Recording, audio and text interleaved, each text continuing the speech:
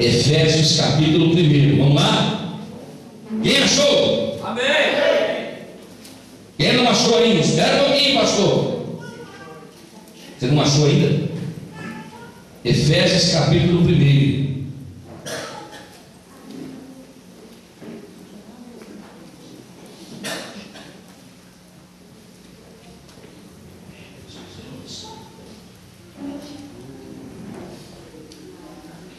Amém? Diz assim a palavra. Versículo 1. Paulo, apóstolo de Jesus Cristo pela vontade de Deus, aos santos que estão em Éfeso e fiéis em Cristo Jesus. A vós, graça e paz da parte de Deus, nosso Pai, e da do Senhor Jesus Cristo.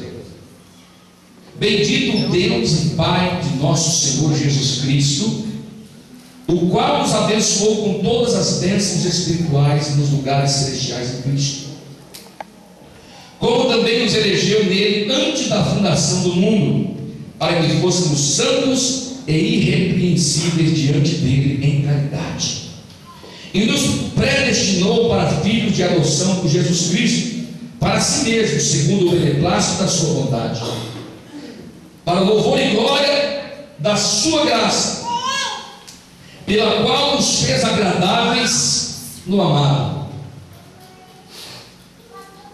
em que temos a redenção pelo seu sangue e remissão das ofensas, segundo as riquezas da sua graça, que ele tornou abundante para conosco em toda a sabedoria e prudência, descobrindo-nos o mistério da sua vontade, segundo o seu beneplácito que propusera em si mesmo, de tornar a congregar em Cristo todas as coisas, na dispensação da plenitude dos tempos, tanto as que estão nos céus, como as que estão na terra. Nele digo, em que também fomos feitos herança, havendo sido predestinados conforme o propósito daquele que faz todas as coisas, segundo o conselho da sua vontade, com o fim de sermos para louvor da sua glória, nós, os que primeiro esperamos em Cristo, em que também vós estáis, depois que ouvistes a palavra da verdade, o evangelho da vossa salvação, e tendo nele também crido, fostes selados com o Espírito Santo da promessa, o qual é o penhor da nossa herança, para a redenção da possessão de Deus, para louvor da sua glória. Amém. Fecha sua Bíblia agora e olhe comigo. Se o senhor não passa, pode deixar Deus usar você. Se o senhor não passa, já deveria ser usado já, né? Deixa Deus te usar. Senhor, em nome de Jesus Cristo, Pai, que a tua palavra neste lugar hoje, Senhor, possa entrar de uma vez no coração deste homem e desta mulher. Que o teu Espírito, Senhor, encontre um espaço neste coração para poder operar, para poder manifestar, para poder fazer algo tremendo, para trazer o renovo, para trazer a graça, para trazer o poder, para trazer a sua presença. Senhor, em nome de Jesus, eu quero ser o menor aqui, Pai, que eu seja mesmo, diminua, mas que o Senhor cresça e seja glorificado. Abençoa a tua igreja e faça um milagre espiritual acontecer aqui neste lugar. Amém. Glória a Deus. Aplauda Jesus, se assente, glorificando o nome dele.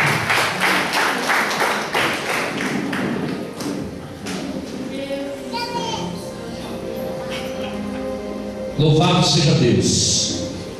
Escuta bem, irmãos. No primeiro dia que nós estivemos aqui, nós ministramos uma palavra de cura, de uma pessoa que vivia encurvada, de uma pessoa que era religiosa, de uma pessoa que frequentava a igreja, mas que era triste, não tinha alegria nenhuma, e talvez, quem sabe, estava acostumada a viver daquele jeito, até que Jesus chegou e mudou a sorte dela. Ontem nós ministramos sobre a vida de Abraão, quando Deus pediu algo grande para ele, e ele, sem pedir esforço, sem questionar a Deus, ele foi fazer aquilo que Deus pediu. Falamos também sobre a vida de uma mulher que durante 25 anos sofreu porque lhe faltava atitude para querer mudar a sua história. Também falamos de uma outra mulher que, no momento de adversidade, o homem chega até a sua porta e pede para ela água e pede para ela um pão, e ela já estava determinada a usar o pouco que ela tinha de farinha e azeite para fazer um pão para ela e para o filho, e comer e esperar a morte. Mas ela acreditou na palavra do profeta e deu para ele o pão, e ele profetizou, e durante 3 anos e meio o profeta ficou naquela casa. A mulher não morreu, o filho dela não morreu, a farinha não acabou, o azeite não acabou, e o nome do Senhor foi glorificado. E hoje Deus tem algo aqui especial, porque nada daquilo que aconteceu na sexta e ontem aconteceria se não houvesse algo importante de Deus na história.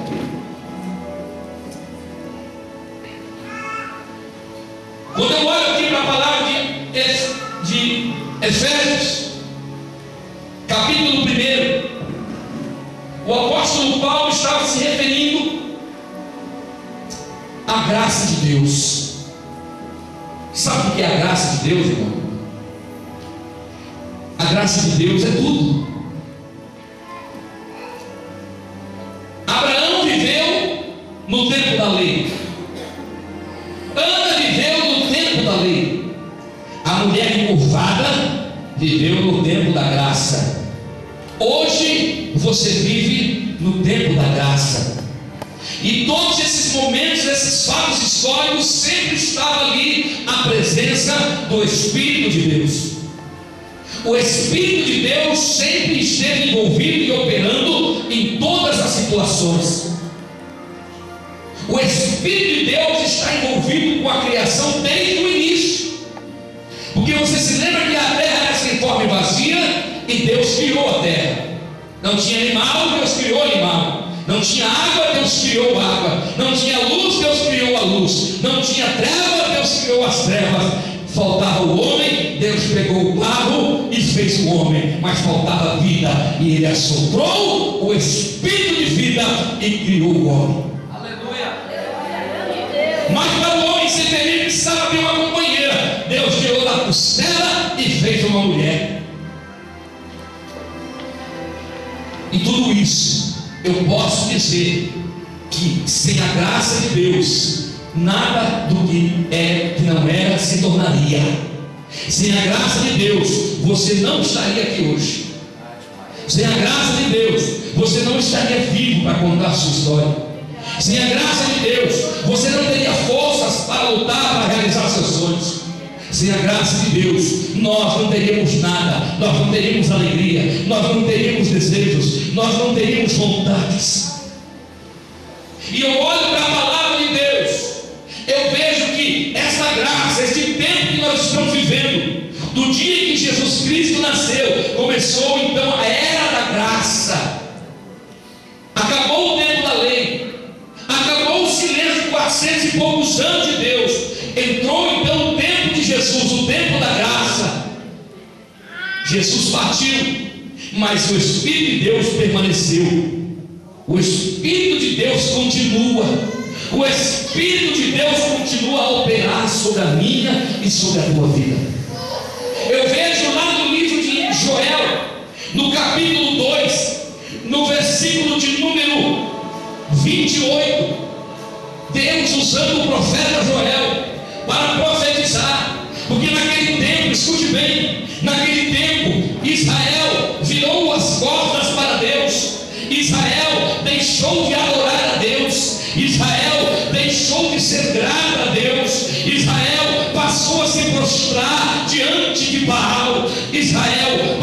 começou a se prostituir, isto é, Israel adotou outras coisas e deixou Deus de lado. E Deus levantou o profeta Joel, dizendo: olha, está chegando um tempo espiritual para Israel, e vai chegar um tempo no futuro em que os homens, ele, o Senhor, derramaria o Espírito dele sobre toda a carne. Os vossos filhos e vossas filhas profetizariam, os vossos velhos teriam sonhos e os vossos jovens teriam visões. E também sobre os servos e sobre a serva naqueles dias ele também derramaria do seu Espírito. A graça de Deus vem nos acompanhando desde a criação, porque é a graça de Deus que nos alerta, é a graça de Deus que nos faz pensar seriamente, é a graça de Deus que nos faz criar temor no coração, para que nós não erremos o caminho, para que nós não andemos segundo o conselho do mundo, que nos leva a pecar, a roubar, a matar, a destruir, a acabar com a família, a acabar com os valores morais. A graça de Deus, ela nos envolve. A graça de Deus nos faz acreditar que existe um dia melhor, e este dia pode ser hoje, ele também pode ser amanhã. Basta eu e você acreditarmos que a graça de Deus, ela faz parte da nossa vida, e a graça de Deus, ela tem que habitar dentro da nossa casa, e a graça de Deus tem que estar no nosso linguajar para os nossos filhos, e a graça de Deus, ela tem que estar no meu e no seu testemunho, para que o nosso futuro seja um futuro vitorioso, e todos possam lembrar do nosso nome, lembrar das nossas obras, lembrar do nosso caráter e seguir os mesmos caminhos que nós estamos seguindo hoje. Eu quero dizer para você que a graça de Deus, ela precisa fazer parte de você, ela precisa fazer parte do teu ministério, ela precisa estar dentro da igreja do Senhor, ela precisa estar dentro da casa do cristão. Senão você está fora da salvação, porque vai chegar um dia em que Jesus voltará e virá buscar a igreja, não aquela igreja sem graça, mas a igreja com graça, com obras, com testemunhos, com virtude, com gratidão, com louvor, com adoração e com a presença do Espírito.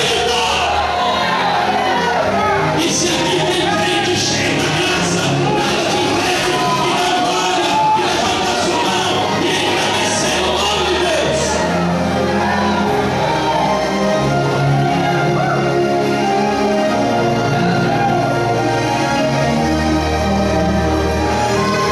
Quando nós falamos da graça de Deus, nós entendemos então o plano de restauração de Deus na vida do homem. Quando você estava sem graça no mundo, você vivia com a chupeta do diabo na boca e com a fumaça do inferno na sua cabeça. Você fumava cigarro, fumava maconha, e de vez em quando tomava uma garrafa sem açúcar para ficar doidão. Quem sabe você que é mulher vivia lá no mundão procurando alguma coisa para fazer, procurando confusão, procurando tomar o marido da outra. É, porque acontece isso quando a pessoa está sem graça, ela vive procurando confusão, ela vive procurando luta, ela vive uma vida miserável, cheia de derrota. Por quê? Porque sem a graça não tem restauração. Sem a graça dentro da tua casa não tem paz. Sem a graça dentro da sua casa não existe diálogo. Sem a graça dentro da sua casa não existe prosperidade. Sem a graça dentro da sua casa não existe felicidade. Eu quero que você reflita agora. De repente você me julgou no primeiro e segundo dia, porque eu não prego nada mesmo. Eu só falo que Deus me manda. Mas eu falei: pastor, eu vou pregar hoje. Hoje eu preciso falar, porque tem muitas pessoas que estão brincando com Deus. Não brinque com Deus, mas busque a graça, busque o poder, busque os dons, busque a salvação, busque levar um bom testemunho dentro da sua casa. Eu conheço lá de pastor Sandro, que o cristão vem para a igreja, pula, salva a vida de boleta, chega em casa, começa a amaldiçoar os filhos, começa